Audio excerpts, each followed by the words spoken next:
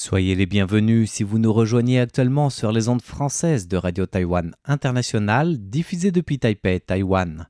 C'est François-Xavier Boulet au micro pour vous présenter l'émission Au micro de RTI, avec aujourd'hui comme invité le professeur Kang No-si pour nous parler des dieux des portes, incontournables dans chacun des temples qui existent à Taïwan ou presque, et même dans les foyers, comme nous allons le voir au cours de cette émission.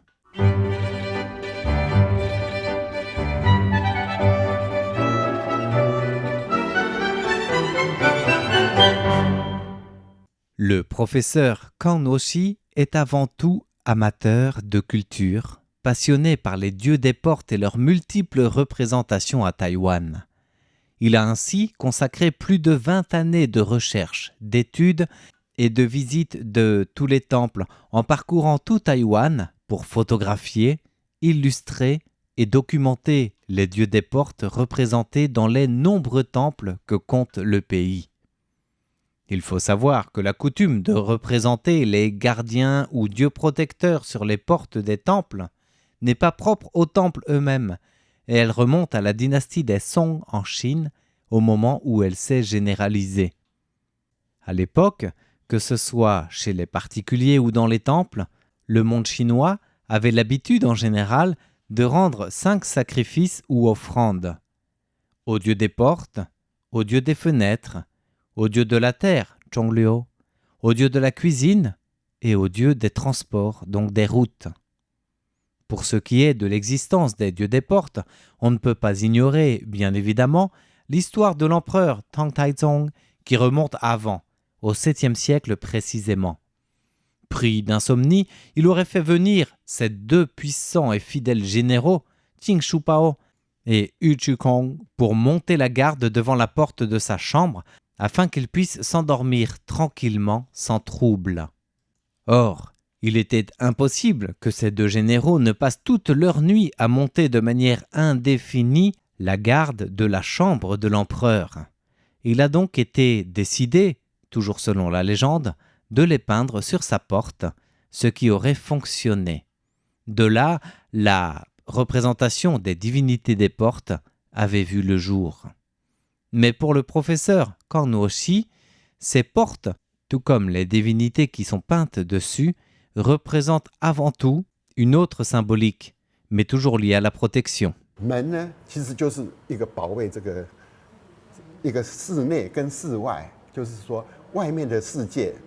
Les portes représentent une sorte de séparation entre l'espace intérieur et l'espace extérieur qui compte beaucoup d'inconnus.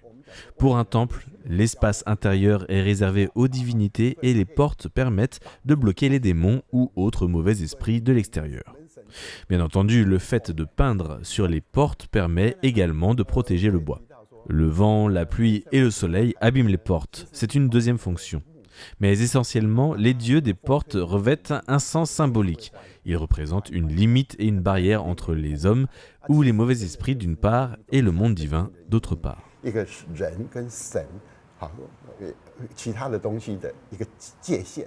S'il existe plusieurs versions sur l'origine ou les origines des dieux représentés sur les portes, que ce soit des édifices publics, des temples, des maisons, des particuliers également, eh bien il existe aussi plusieurs représentations de ces divinités protectrices, toujours représentées par paires, puisque les portes traditionnelles ont 2 battants.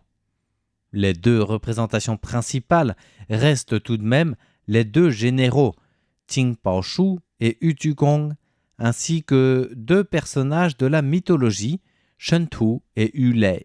Alors pourquoi ces représentations principales ? Eh bien le professeur Kang No-si nous apporte une bribe de réponse.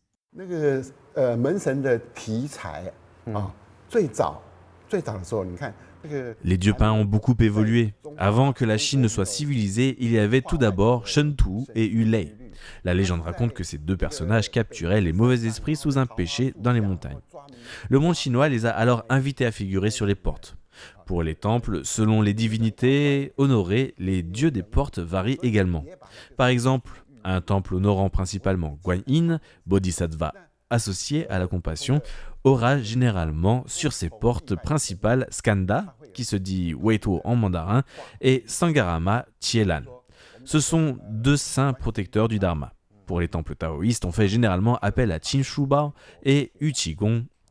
Dans certains temples, honorant la déesse de la mer Mazu, celui de Tainan par exemple, la volonté était de ne pas recourir à des dieux du genre masculin. Ainsi, sur les portes principales, ce sont un dragon et un phénix qui ont été peints. Quant aux portes latérales, qui ont une moindre importance que les portes centrales, ce sont des servantes du palais impérial et des eunuques qui sont représentés. Il y a des règles à respecter, même si, évidemment, avec le changement d'époque, certains temples adoptent davantage de liberté.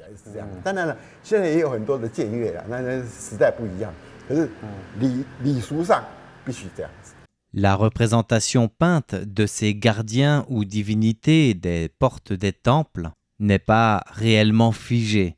Elle a évolué avec le temps, a fortiori à Taïwan, où cette tradition est arrivée depuis la Chine, mais a évolué au fur et à mesure qu'elle s'étendait aussi sur le territoire et à travers les générations. Ce qui, du reste, aux yeux du professeur Kang No-shi, représente une sorte de caractéristique, entre guillemets, des dieux des temples de Taïwan.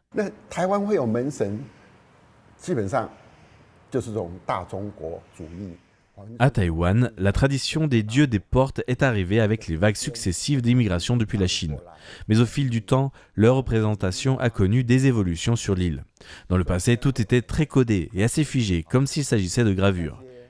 Et puis, progressivement, les artisans taïwanais ont fait preuve de créativité. C'était surtout une manière de se démarquer.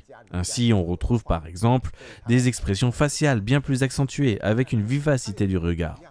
D'autres détails comme la barbe ou les costumes évoluent également selon les époques. Des figures féminines ont aussi fait leur apparition dans leur représentation avec de grands yeux, loin des stéréotypes des yeux fins et un peu bridés.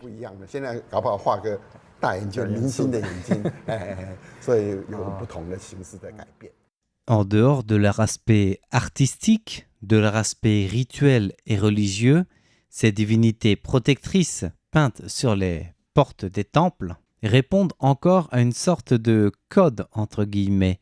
En tout cas, en les regardant, on les reconnaît tout de suite, même si ils apparaissent tous différemment et qu'à un œil non averti, on aurait l'impression qu'ils sont un peu tous les mêmes. La diversité et la créativité sont à la fois finalement ce qui unit les représentations des dieux les portes à travers les différents temples, à travers les âges, mais en même temps aussi ce qui les différencie, car ils restent représentés par des artisans.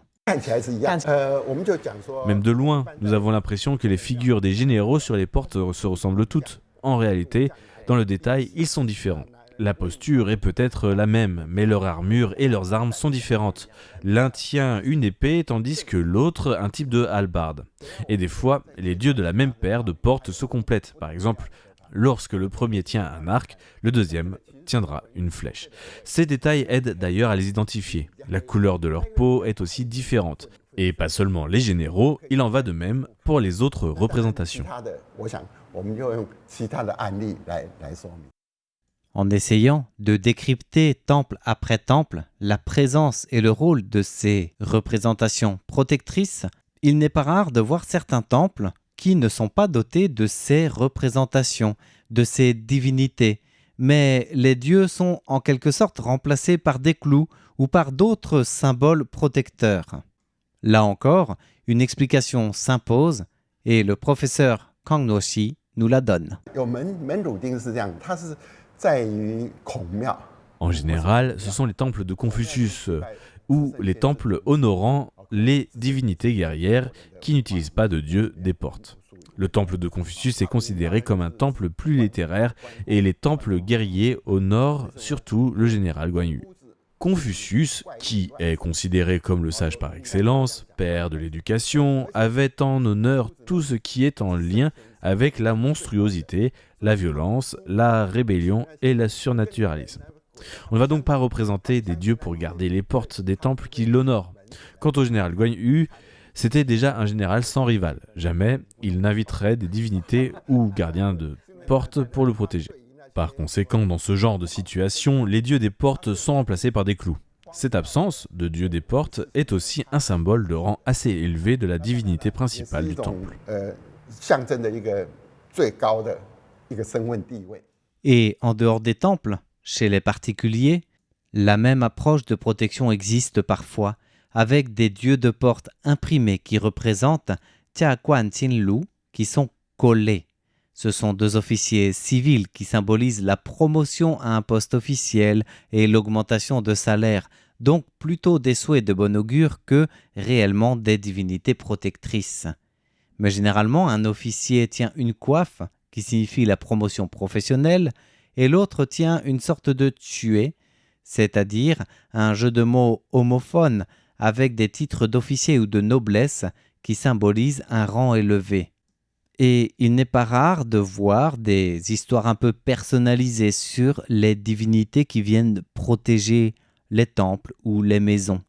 Si la coutume des dieux des portes reste assez codifiée en général, nous voyons que l'inspiration et l'originalité des maîtres artisans est aussi respectée, ce qui se traduit dans la diversité des styles et des personnages représentés, comme nous avons pu le voir dans notre reportage vidéo que je vous invite à consulter sur la page Facebook ou la chaîne YouTube du service français de RTI à l'occasion de ce reportage spécial en compagnie du professeur Kang Nuoshi, que nous remercions ici d'avoir participé à cette émission.